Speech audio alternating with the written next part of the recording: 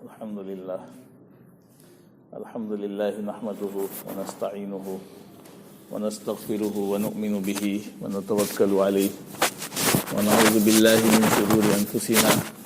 ومن سيئات أعمالنا من يهده الله فلا مضل له ومن يضلله فلا هادي له ونشهد أن لا إله إلا الله وحده لا شريك له ونشهد أن سيدنا ومولانا محمدا عبده ورسوله أما بعد فقد قال الله تعالى في كلامه المجيد أعوذ بالله من الشيطان الرجيم بسم الله الرحمن الرحيم يا أيها الذين آمنوا لا تأكلوا أموالكم بينكم بالباطل إلا أن تكون تجارة عن تراض منكم ولا تقتلوا أنفسكم إن الله كان بكم رحيما صدق الله العظيم وقال نبينا محمد صلى الله عليه وسلم لا يدخل الجنة جسد غزي بالحرام او كما قال علیہ الصلاۃ والسلام۔ محترم حضرات، اللہ تبارک و تعالی نے جو ہم سب کو دین عطا فرمایا ہے وہ ایک کامل اور مکمل دین ہے، جس کے اندر دنیا کے بھی سارے احکامات موجود ہیں اور آخرت کے سلسلے میں بھی ساری چیزیں موجود ہیں۔ کوئی ایسا میدان نہیں ہے جو ہمارے دین میں نامکمل چھوڑا گیا ہو، ساری چیزیں ہمارے دین میں موجود ہیں۔ اسی لیے ہمارا جو دین ہے ایک مکمل نظام حیات ہے کہ انسان اگر اس پر عمل کرنا چاہے تو اس کے لیے ہر میدان میں رہنمائی ہے، اور نہ عمل کرنا چاہے تو کوئی مسئلہ ہی نہیں۔ تو عمل کرنے والوں کے لیے یہ جو دین ہے، دین اسلام ہے، یہ مکمل نظام ہے کہ انسان ہر چیز کو اپنے اس دین میں دیکھ کر کے اور اس پر عمل کر سکتا ہے، جو بھی میدان انسان کا ہو۔ اب چونکہ ہمارے معاشرے میں عام طور سے دین کا مطلب نماز، روزہ، حج، زکوٰۃ، تلاوت، ذکر و اذکار، انہی چیزوں کو دین سمجھا جاتا ہے۔ حالانکہ دین کا یہ ایک شعبہ ہے، پچھلے ہفتے اس سلسلے میں کچھ باتیں ہوئی تھیں، یہ صرف ایک شعبہ ہے۔ باقی جو شعبے ہیں وہ اس سے ہٹ کر کے، جن میں معاملات ہیں، اخلاقیات ہیں، معاشرت ہے، یہ ساری چیزیں بھی ہمارے دین کا حصہ ہیں۔ تو دین کا ایک حصہ تو عبادات ہیں، جن پر کسی حد تک ہمارے معاشرے میں اور ہمارے سماج میں عمل ہوتا ہے، لیکن جو معاملات ہیں ان پر بہت کم عمل ہوتا ہے، ان پر توجہ نہیں ہمارے معاشرے میں، اور ہم اس کو اپنے دین کا حصہ نہیں سمجھتے۔ حالانکہ مکمل دیندار ہونے کے لیے، یا جس کو کہا جائے کہ یہ دیندار ہے، اس کے لیے پورے دین پر عمل کرنا ضروری ہے۔ صرف اگر کوئی نماز پڑھتا ہے، روزہ رکھ لیتا ہے رمضان میں، یا اللہ نے استطاعت دی تو حج کر لیا، زکوٰۃ ادا کر دی، تو اس کا نام مکمل دین نہیں ہے، یہ دین کا ایک حصہ ہے۔ ہاں، مکمل دین جب ہوگا جب اس کے جتنے بھی شعبے ہیں اس پر وہ عمل کرے گا، تب جا کر کے وہ دیندار کہلائے گا۔ تو ان میں سب سے زیادہ جو اہمیت ہے وہ معاملات کی ہے۔ تو پچھلے ہفتے کچھ باتیں بتائی تھی موٹی موٹی، سرسری طور پہ ان کو پھر سے دہرا دیتے ہیں کہ معاملات جو ہے ہمارے بڑے خراب ہیں۔ تو معاملات کی ابتدا گھر سے ہونی چاہیے، اور گھر کے اندر یہ ہے کہ معاملات بالکل صاف ہونے چاہیے، ہے نا۔ ایک بہت مشہور مقولہ ہے کہ تعاملوا کالاجانب وتعاشروا کالاخوان، کہ آپس میں معاملہ ایسے کریں جیسے ہم ایک دوسرے سے اجنبی، ہاں رہیں ایسے جیسے ایک دوسرے کے بھائی۔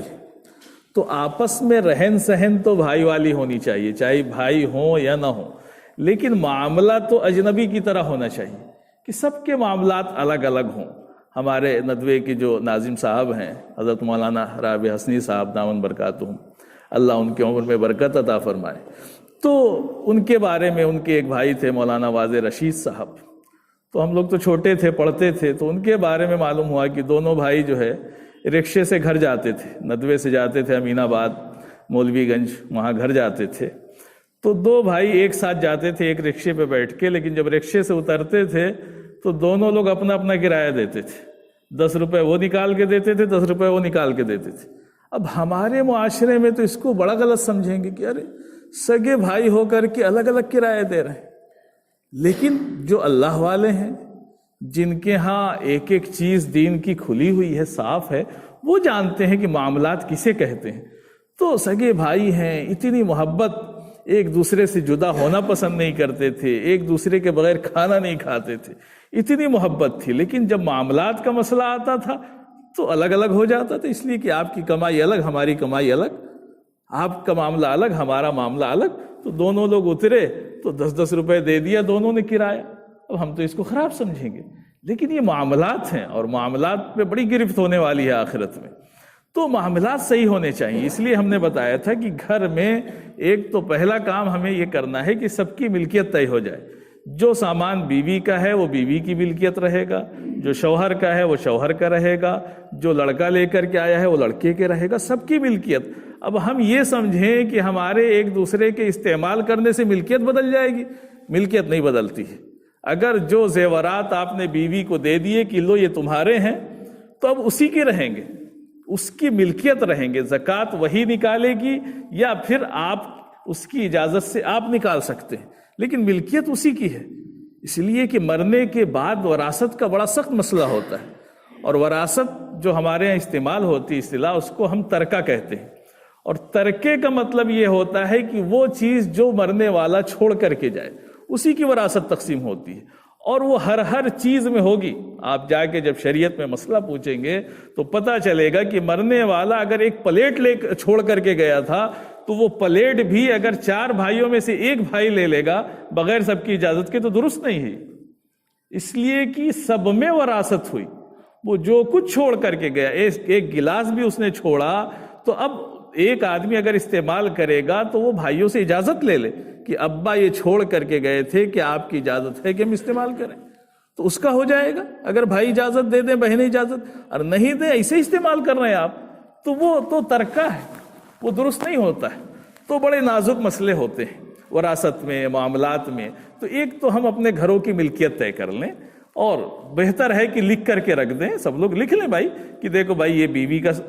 کہہ لیجیے ملکیت ہے، یہ ہماری ملکیت ہے، یا یہ ہمارے لڑکے نے کما کے بھیجا ہے، یہ اس کے پیسے سے ہم نے یہ زمین خریدی ہے۔ یہ ساری چیزیں واضح ہونی چاہیے، معاملات بالکل گھر کے اندر صاف ہونے چاہیے تاکہ آخرت میں کوئی پکڑ بھی نہ ہو، اور پھر جب اس دنیا سے جائیں تو یہ جو سارے مسائل چل رہے ہیں نا آج، جھگڑے لڑائیاں، اسی وجہ سے کہ گھر میں ہمارے شریعت کا نظام نہیں ہے۔ تو بیچارہ اس دنیا سے مرنے والا چلا گیا، اب بھائیوں کی زندگی بھر کی لڑائیاں، آپس کے جھگڑے، بٹوارا نہیں ہو رہا ہے، جھگڑے ہو رہے ہیں۔ حالانکہ شریعت کے حکم کے حساب سے اگر ہوتا تو یہ ہوتا کہ مرنے کے بعد، اب وراثت پہ انشاءاللہ آئندہ ہفتے بات ہوگی، تو مرنے کے بعد جس کا انتقال ہو گیا، اب اس کے مرنے کے بعد جو ہے اس کی وراثت کی تقسیم میں دیر نہیں کرنی چاہیے۔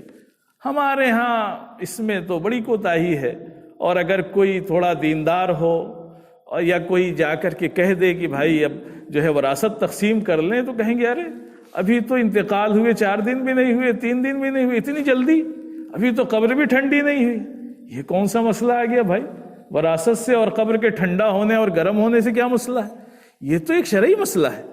کہ جب وہ گیا تو اب سارے لوگوں کو مل کر کے، بھائیوں کو بیٹھ کر کے، جو بھی وارث ہیں ان کو بیٹھ لینا چاہیے، ہو سکے تو کسی اپنے گاؤں کے ذمہ دار کو بلا لیں، کسی عالم کو بلا لیں، اور صحیح سے وراثت تقسیم ہو جائے تاکہ جھگڑا اور مسئلہ ختم۔ جتنی دیر ہوگی اتنا ہی فساد ہوگا،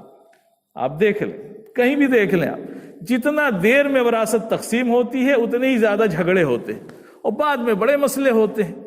تو شریعت کا حکم نہیں مانا ہم نے اس پر عمل نہیں کیا، بعد میں بھائی میں بول چال بند، آپس میں جھگڑے، لڑائیاں، کیس، ایک دوسرے کی تباہی کا ذریعہ۔ حالانکہ ہمارا دین تو ایسی باتیں نہیں سکھاتا ہے۔ تو ہمیں معاملات میں بہت جو ہے کوشش کرنی چاہیے کہ صاف ستھرا رکھے، زندگی میں بھی صاف ستھرا رکھے۔ وراثت کا مسئلہ جو آتا ہے وہ کسی کے انتقال کے بعد آتا ہے، اگر جو اس دنیا سے چلا گیا تب وراثت کا مسئلہ آتا ہے، لیکن زندہ ہے تب وراثت نہیں ہوتی ہے۔ تو زندگی میں بھی معاملات، باپ جو ایک ہے، سبھی باپ بنیں گے آگے چل کر کے، تو سب کے معاملات بڑے صاف ہونے چاہیے کہ جب وہ باپ بن گئے، بڑے ہو گئے، تو اپنی اولاد کے ساتھ معاملہ کیا کرنا ہے، معاملہ بالکل صاف ہونا چاہیے، اس لیے کہ بعد میں جا کے مسائل نہ پیدا ہوں۔ تو آپ شروع سے ہی صاف ستھرا معاملہ رکھیں کہ اگر آپ ایک باپ ہیں، آپ دکان کرتے ہیں، آپ تجارت کرتے ہیں، کوئی بزنس کرتے ہیں، پتہ چلا کہ بچے بڑے ہو رہے ہیں، آپ نے ایک لڑکے کو لگا لیا اپنے ساتھ تجارت میں۔ اب جب تجارت میں لگائیں تو پچھلے ہفتے بھی بتایا تھا کہ اس کی حیثیت ضرور طے کر دیں کہ دیکھو ہم تم کو تجارت میں لگا تو رہے ہیں، لیکن تمہاری حیثیت کیا ہے اس تجارت میں، یا اس دکان پہ تم کو بیٹھا تو رہے ہیں، تمہاری حیثیت کیا ہے؟ تم ہمارے پارٹنر ہو، تم کو اتنا حصہ ملے گا اس کمائی سے جو ہوگا، یا تم ایک بحیثیت ملازم کے ہو، اتنا تنخواہ تمہیں مہینے میں دی جائے گی اگر تم ہمارے ساتھ بیٹھو گے دکان پہ، یا تمہاری حیثیت ایک معاون کی ہے، تم ہمارے مددگار ہو، باقی جو ہے سب کا حصہ برابر ہے۔ چیزیں طے ہو جائیں تاکہ جب باپ کا انتقال ہو تو لڑائی نہ ہو۔ کبھی یہ ہوتا ہے کہ جو دکان پہ بیٹھتا تھا اس نے ہی پورا قبضہ کر لیا، بھائیوں کا حصہ نہیں دیا، اور کبھی ایسا ہوتا ہے کہ بیچارے اس نے ایک بھائی نے پوری زندگی اس تجارت میں لگا دی، دوسرے بھائیوں نے پڑھ لکھ کے اچھی نوکری کر لی، اب پتہ چلا کہ جب ابا مرے تو سب حصہ لینے برابر آ گئے، تو جس نے محنت کی تھی اس کو تو کچھ نہیں ملا بیچارے کو۔ تو بہت طرح کے مسائل یہ اسی لیے پیدا ہوتے ہیں کہ ہم چیزوں کو درست نہیں کرتے۔ تو یہ چیزیں ہماری جو ہے درست ہو جائیں، جو بھی چیزیں ہوں، ایک بھائی کماتا ہے دوسرے بھائی نہیں کماتے ہیں تو ان میں بھی چیزیں طے ہو جائیں کہ بھائیوں میں کیا چیزیں ہوں گی، یا بھائیوں کو پڑھا دیا تو ان کے حساب کتاب سب کے الگ ہو جانے چاہیے، شریعت کے حساب سے معاملات صحیح ہونے چاہیے۔ اور یہ چیزیں نہیں ہوتی نا، ایک ہی میں چلتا رہتا ہے دھکم دھکا، اور بعد میں پتہ چل کے ہے نا کتنے مسائل پیدا ہو جاتے ہیں۔ تو یہ چیزیں اگر شروع سے صحیح ہوں، درست ہوں، شریعت کے نظام کے مطابق ہوں تو آگے چل کے یہ مسائل نہیں پیدا ہوں گے۔ تو ہمیں اس کی کوشش کرنی چاہیے کہ دین ہمارے صرف نماز روزے کا نام نہیں ہے، عبادات کے آگے یہ چیزیں بھی آتی ہیں جن کو ہم معاملات کہتے ہیں۔ اسی طرح سے لین دین میں اور بھی بہت سی چیزیں آتی ہیں، ہم دکان کرتے ہیں، تجارت کرتے ہیں، تو اس میں بھی ہمارا لین دین کا ایک دوسرے سے معاملہ ہوتا ہے، وہ بھی معاملات بہت صاف ہونے چاہیے کہ ہم اگر کسی سے ادھار لیتے ہیں، قرض لیتے ہیں، کسی کو دیتے ہیں تو قرآن کہتا ہے ان چیزوں کی لکھا پڑھی ہونی چاہیے۔ اللہ تعالیٰ نے قرآن میں فرمایا کہ یا ایھا الذین آمنوا اذا تداینتم بدین الی اجل مسمی فاکتبوہ۔ قرآن کہہ رہا ہے کہ اگر تم کسی کو قرض دے رہے ہو تو قرض کا معاملہ کرو تو لکھ لو، گواہ بنا لو کسی کو کہ بھائی یہ جو ہے چیز لکھا پڑھی میں ہو جائے، تاکہ اگر اس کا انتقال ہو جائے، کسی حادثے کا شکار ہو جائے تو وہ لکھا ہوا تو ہو، اس کے پاس موجود ہو، تاکہ بعد میں چل کر کے مسائل نہ ہو۔ اس لیے کہ یہ جو معاملات ہوتے ہیں نا، ہمیں لگتا ہے کہ بڑا آسان ہے، یا ہمارے معاشرے میں کوئی کسی کا حق مار لے، کسی کا قرض لے کر کے اس کو مار لے تو اس کو لگتا ہے کہ ہم نے بڑا کمال کر دیا۔ کمال نہیں کیا آپ نے، آگے چل کے بہت بڑا مسئلہ ہونے والا ہے آخرت میں، آپ پھنس جائیں گے۔ اس لیے کہ حدیث میں بڑی سخت وعیدیں ہیں قرض کے سلسلے میں، یہاں تک کہ آپ پڑھیں گے تو اللہ علیہ وسلم کے بارے میں آتا ہے کہ جب کوئی جنازہ آتا تو آپ پوچھتے کہ اس پر کوئی قرض تو نہیں ہے۔ اگر بتایا جاتا کہ ہاں اس پر قرض ہے تو آپ پوچھتے کہ اس نے مال چھوڑا ہے قرض کی ادائیگی کے لیے، تو اگر لوگ بتاتے کہ ہاں مال چھوڑا ہے تب آپ آگے بڑھتے اور اس کے جنازے کی نماز پڑھاتے۔ اور اگر کہا جاتا کہ نہیں انہوں نے قرض تو لیا تھا لیکن مال نہیں چھوڑا ادائیگی، تو آپ جنازے کی نماز نہ پڑھاتے اور کہتے صحابہ سے کہ آپ پڑھ لیجیے۔ اتنی سخت وعید۔ ایک صحابی آئے اللہ علیہ وسلم کی خدمت میں اور آ کر کے عرض کیا کہ اے اللہ علیہ وسلم، اگر میں جہاد میں شریک ہو جاؤں اور شہید ہو جاؤں تو کیا میرے سارے گناہ معاف ہو جائیں گے؟ اللہ علیہ وسلم نے فرمایا کہ ہاں، اگر تم جہاد میں گئے، لڑے اور شہید ہو گئے تو تمہارے سارے گناہ معاف ہو جائیں گے۔ پھر وہ صحابی جانے لگے۔ جب جانے لگے تو اللہ علیہ وسلم نے پھر ان کو بلایا اور بلا کر کے فرمایا کہ الا الدین، سوائے قرض کے، فرمایا کہ دیکھو قرض جو ہے شہادت سے بھی معاف نہیں ہوگا۔ اور پھر آپ نے فرمایا کہ یہ بات ابھی ابھی حضرت جبریل نے مجھے بتائی۔ آپ اندازہ لگائیں کہ ہم بڑا آسان سمجھتے ہیں کہ کسی کا حق مار لیں گے اور نہیں دیں گے تو کیا ہوگا، تو یہ اس لیے ہو رہا ہے کہ دوسری دنیا کا ہمیں یقین نہیں ہے کہ یہاں سے ہمیں جانا کہاں ہے، اس قبر کے بارے میں اندازہ نہیں ہے،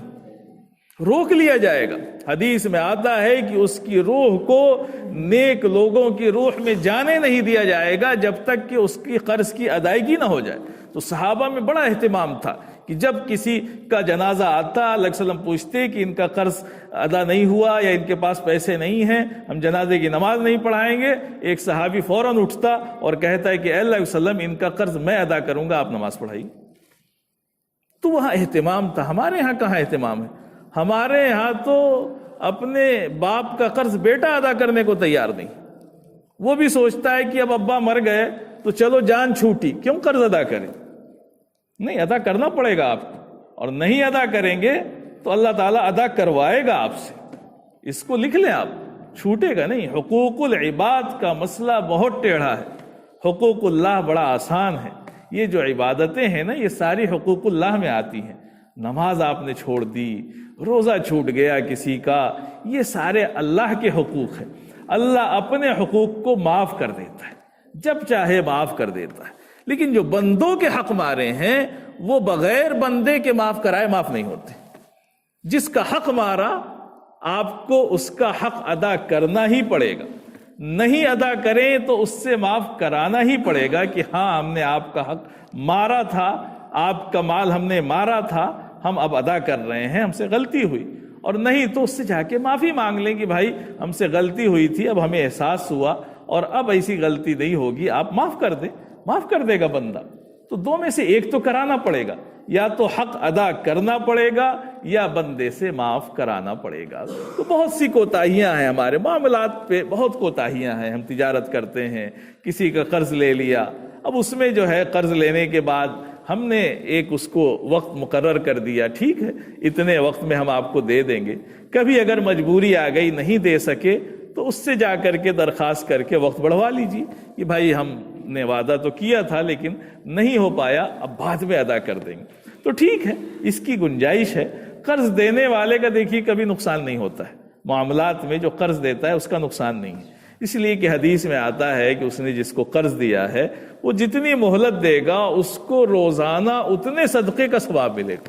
کہ اگر کسی نے 1,00,000 روپے ہم سے قرض لے لیے، اب وہ نہیں ادا کر رہا ہے تو ہمارا کیا نقصان ہے؟ ہمارا نقصان یہ ہے کہ پیسے نہیں مل رہے ہیں، لیکن روزانہ اتنا صدقہ کرنے کا ہمیں ثواب مل رہا ہے۔ یہ اللہ کی طرف سے ایک اس کے لیے معاملہ کہ اس کو بہت ثواب مل رہا ہے، جتنا قرض اتنا روزانہ صدقے کا ثواب۔ لیکن جو دینے والا ہے اس کے اوپر تو ایک بوجھ ہے، اس کے اوپر بوجھ، وہ جب تک ادا نہیں کرے گا اللہ کے ہاں اس کا معاملہ درست نہیں ہوگا۔